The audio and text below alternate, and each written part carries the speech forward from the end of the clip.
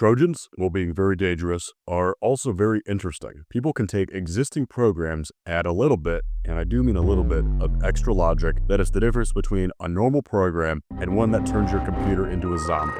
And in many cases, they can add this logic while keeping the file the exact same size. How is that possible? Well, by the end of this video, you will learn that, how Trojans work in general, and a few different ways they are made, for educational purposes only, of course. But before we begin, educational purposes only. I am not incentivizing any illegal activity. I am not participating in any illegal activity in this video. Don't do anything irresponsible. With that out of the way, let's get started. All right, I have my Flare virtual machine open. These are the things you will need before you get started with any of this. But if you want the easiest way to get those two things set up, go ahead and grab VirtualBox or VMware. Set up a virtual machine that has Kali Linux and one that has Flare VM, so you can get a good catch-all with everything you need. We're going to be learning how to build Trojans for 32-bit and 64-bit programs by injecting them with the shellcode you see underneath. But before we do anything, we have to know exactly what it is we are aiming to do. So you need to learn a little bit more about executables in general before we dive into Trojans. So only going over the parts that are relevant to what we're using this for. exe files and a number of portable executable files, as exes and many others are called, like DLLs, .sys,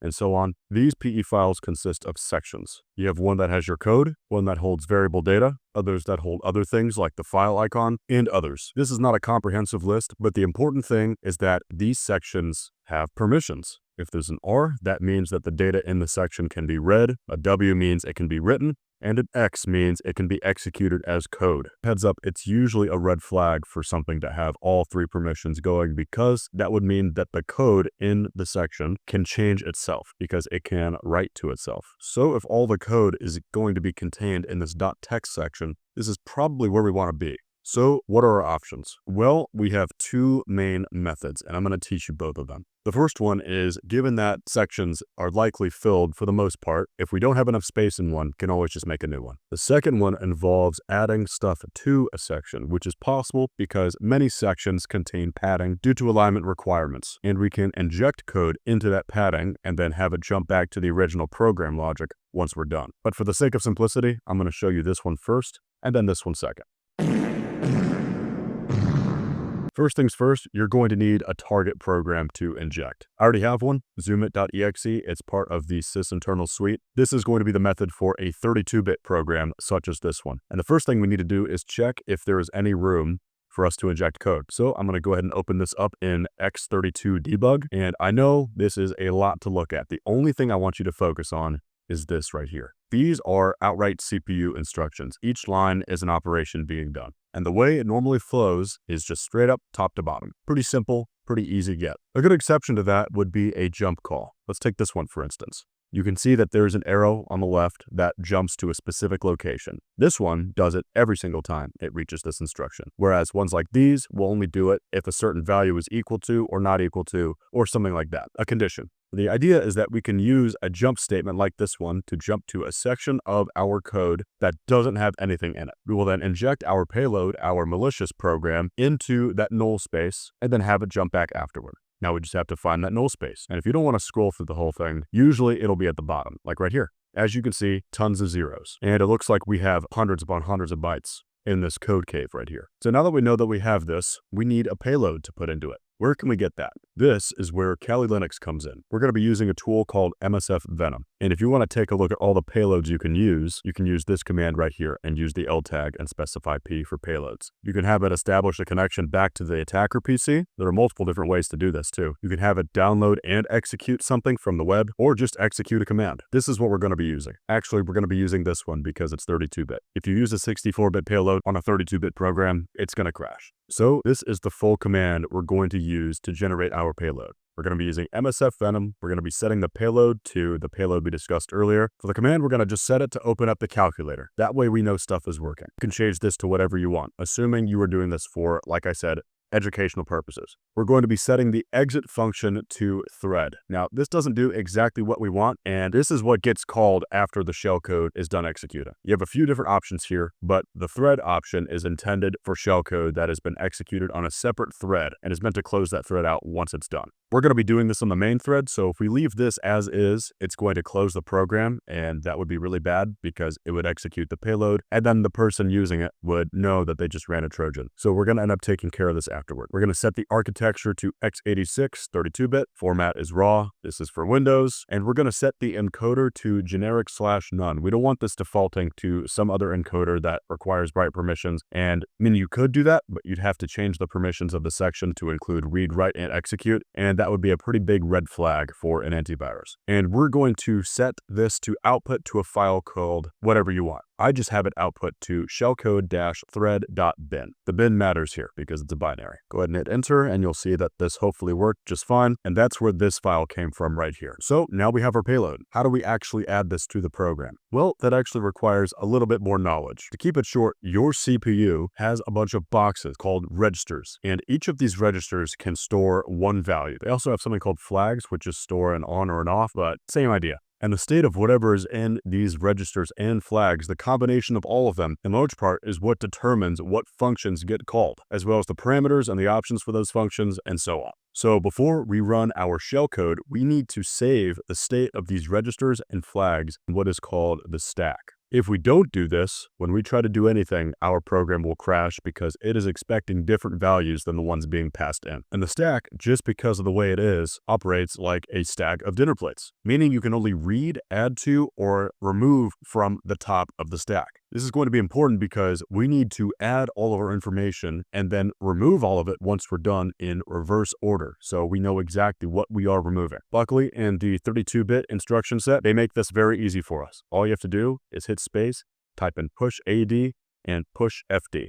The order of which doesn't matter as long as you do the opposite of that once we're done injecting our shellcode. Also, I messed up. Make sure it says the name of your program right by module in the title. So I'm going to go ahead and get rid of these. If you want to go to your program, just go ahead and type Control-G, type in the name of your program, :entry, and then that will jump you to the first instruction that gets run by your program. But you'll see at the top, now it says zoomit.exe, which is what I want. I can scroll down to the bottom like before, found my code cave, push AD, push FD. Now we can inject our shellcode. So we're going to go ahead and hold shift and just hold down for quite a bit of time, maybe a good 5 to 10 seconds. That seems good to me. I'm going to hit Control E now. This is going to open up the direct binary. And from here, we can use our hex editor, in this case, HXD for me. I'm going to go ahead and open up my payload, which I outputted before. And I'm just going to go ahead and select all of it. Good old Control C, select that first character, Control V. Notice where the character is and the fact that there is a null byte right before that, which means we are going to leave this byte untouched. So now we have the shellcode. We just pasted that in. Now we need to restore all of the flags and the registers in reverse order. So we did push AD, push FD, and now we're doing pop FD and pop AD. By the way, I forgot to mention this. Push just means putting data onto the stack, and pop means popping it out from the stack back into the registers. Anyway, so now we have our shellcode, and now we just need a way to jump to it. How do we do that? Well, I mentioned earlier the entry point. Let's go ahead and take a look at that again. Zoomit.exe, entry, and we can see that there is an instruction right there. Call zoomit blah, blah, blah, blah, blah. I don't know what this does. I'm going to go ahead and make a note of that all, and it looks like it's pointing to something in memory. I'm going to go ahead and open up Notepad and save that instruction, and I'm going to go ahead and save the address. Address is this thing in the corner right here, and it's only red because I had a breakpoint set right there, just so the program stops when it gets to that point. I'm going to go ahead and hit Alt-Insert to copy that address and save it there. So here's our plan. We are going to replace this call, and we are going to have it jump to our shellcode. It will go through the shellcode, and then at the end of it, we're going to execute this first instruction because we replaced it earlier here and we still need to run it. And then afterward, we're going to have it jump back to the second instruction here. So it's as if nothing happened in the program because we want our payload to execute and then be done. But in order for us to add a jump call to this first instruction, we need to know where to jump to. Let's go ahead and find that. This is our push AD instruction from earlier. I'm going to go ahead and Alt-Insert to copy the address.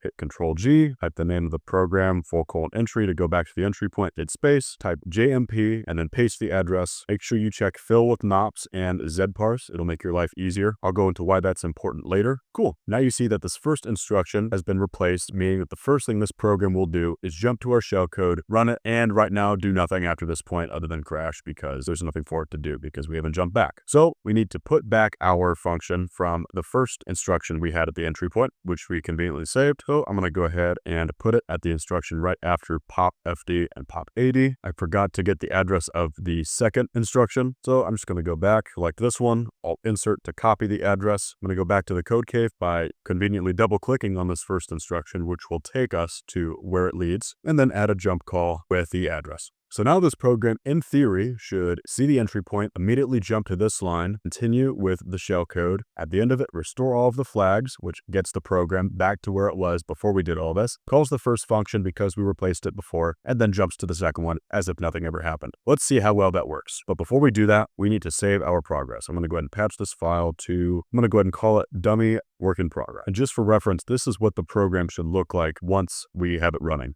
It just lets me zoom in and zoom out whenever I want. And if the payload executes properly, we should see the calculator app open up like so. Let's try this out. Okay, it looks like the calculator app opened, but I can't zoom in, so the program never ran. What happened? Well, you'll notice nothing is in the background behind us. That means that the program closed because nothing is loaded anymore. So how do we find out what's going on? I'm going to go ahead and load our dummy whip.exe, otherwise it won't remember our changes. And we are going to set a few breakpoints. Just a mistake here. I'm going to go ahead and rename this to zoom it whip instead of dummy whip, because that is the name of the 64-bit program we're going to be doing this on. So my bad for the confusion. I'm going to go ahead and go to the entry point, and I'm going to set a number of breakpoints at various parts in the program logic to see where exactly things go wrong. As you can see, there's one at the entry point, so the program will stop right before it executes any logic, and I can go ahead and take a look at values over here and see what's going on, if anything is going on. So here's the start of our shellcode. I'm going to go ahead and double click the bytes to set breakpoints at all of the call instructions, because that is where stuff actually gets done. Everything else is kind of in preparation for the call instructions. So the idea is at each point, we're going to see where the program is and when things start to happen. So let's try it out. So we're at the entry point. Here we're at the first call instruction in our shellcode. We're at another call instruction. Nothing visually seems to have happened yet. Okay, so the calculator opened up, which means this call right here is what opened the calculator. This would have been our malicious payload. Let's keep going. Nothing. And the program closed. So that means that last call is what closed the program. Let's fix that. Let's reset the program, go to our entry point again, follow this jump instruction to the code cave, and we're going to replace this call with a jump to popfd. Remember, this is the null byte from earlier, so we want to jump ahead of that so we can restore all of the flags and registers in preparation for the first instruction. So if this is the instruction we're jumping to, Alt insert to copy the address. We're going to hit space, change this to a jump, paste the address, and we should be good to go. Save my progress, patch file. I'm going to change this to zoomitwhip2.exe, and let's go. We're at the entry point, calculator opened. Let's see if we can still zoom in. Debugging stopped. What did I do wrong? All right, so ending Alistair here. Earlier, I made a mistake somehow by changing this call to one that jumps directly to popping the flags and the registers from memory back into the respective positions. It crashed later on in the program, and I cannot for the life of me figure out why. So I just tried skipping them all together and going straight to the first instruction that the program would actually run, and the program runs fine. As you can see, I can zoom around, and it opened up the calculator from before. So I don't know exactly what happened here, but we'll take it. You just got to experiment a little bit and see what works. And I'm glad this did. My suspicion is that this messed with what's called the stack pointer, also known as ESP in 32-bit programs, and I think it didn't like whatever we did with it. So in 64-bit, we won't have that problem because we're going to be messing with all this stuff manually, and we'll have a lot more control over what happens. All right, onto my 64-bit program. That would be dummy.exe right here. We're going to be injecting this payload into it. If you want to know how to generate it, it is basically this command, except instead of Windows exec, it's going to be Windows x64 exec, and I changed the architecture from x86 to x64. And then obviously rename this something different so it doesn't override if you want to have the original payload. So now that we got that out of the way, let's jump right into this. I'm going to be using x64 DBG for this because this is a 64-bit program. I'm going to open this just like before, and just to show you the original functionality of the program, it just opens up a window that says, this exe is not a Trojan. A simple message box with the title up here. We know that if we get to this point in the program, that it works as intended. For the payload, we're going to be doing the exact same thing. We're just going to be opening up the calculator app. So we know if this message box opens and the calculator also opens, that the payload would have executed were that a malicious payload. So just like before, we're going to go ahead and save the instruction at the entry point and its address right here. You can notice that the addresses are a lot longer now because this is 64-bit. And now we need to find a code cave. I already know there is one because I made this. There it is. Let's go ahead and get the address of that again. Alt insert, and we're going to paste it right here. But we have a problem. I'm going to pick a random spot to demonstrate this, but if we try to set a jump instruction and have it jump very far into the program in either direction, it's not going to use a standard 2-byte jump. It's going to use one that takes 5 bytes. Here's the jump that I just wrote right here. And you can see the amount of bytes being used for an instruction here on the left, 4883EC28. But you can see that this jump instruction has 5 bytes, E9, 33, 14, and then 2 pairs of zeros. So this is a problem because we can't just replace this instruction without it carrying into the next one. So what do? We have 2 options here. One, we could take both of these instructions and put them at the end of our shell code for them both to be run and then jump back to this third one because we know we'll have enough room to have both of these there. Or we can replace this with a smaller jump that only takes 2 bytes to a location like this, and then from here we can make a bigger jump because we know we have at least 5 bytes for our large jump. I'm going to go ahead and hit Control E and change these Alt and 90s back to the way they were. I'm going to Alt Insert to copy the address of the first NOP in this NOP cave right here, and I'm just going to change this to a little jump right here. And make sure you have fill with NOPs checked. Otherwise, you're going to have a bunch of garbage bytes. And you'll see it'll jump right there and it will replace the last 2 bytes with 90 and 90. These two do nothing. It'll jump to our NOP cave right here. We already have the address of our shell code where it's going to be. We already have the address of our code cave. We can just go ahead and copy that. Go back here, hit space, jump, paste in that address, fill with NOPs again. Make sure that's checked. Even though it doesn't make a difference in this case, it's still a nice practice. There we go. Now, if we select this, double click, it will take us straight to our code cave. Now we could do everything that we did before with pushing the registers, running all the shell code, and then popping all the registers back. Now, in 64-bit programs, you can't just push all of them all at once. And as we saw last time, sometimes that can be a bit of a problem. It worked out for us, luckily, because it somehow worked without us needing to put everything back into place. But in 64-bit programs, we're not going to do that. So what do? Well, there's still an opcode for pushing all the flags at once, which is pretty harmless. It's push FQ instead of push FD. And then we're going to go down the list and add all of these registers. You can go ahead and follow my lead on this one. First, we're going to push RAX, RBX, RCX, RDX, RSI, RDI, RBP, and then we're going to push R8 through R15.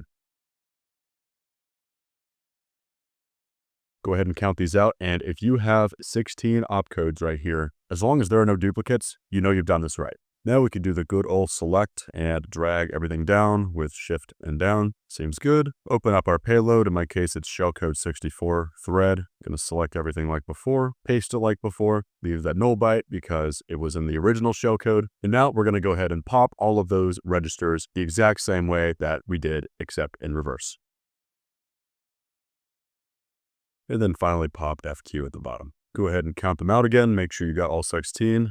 Right, looks like we got everything in reverse order, I think anyway. So now we have our shellcode that still has an exit function. We still have to get rid of that, but the rest of the stuff isn't that tricky. We have an even amount of pops and pushes, so we don't need to do any stack alignment, aligning it to 16 bytes. And now down here, we can add our first instruction of the actual program logic and then a jump that goes back up. I'm going to go ahead and save the address of the line that we're going to be jumping to once we're done. I went ahead and added the instruction that jumps to the second line. Now at the end of this, it will reach this and then jump back to the rest of the program. Let's see if that's how it works out. But let's save our progress with Control P and let's patch our file to a new one. We're going to call it dummy work in progress. Okay, so we see that the calculator executes. I don't see a message opening up though. And something happened.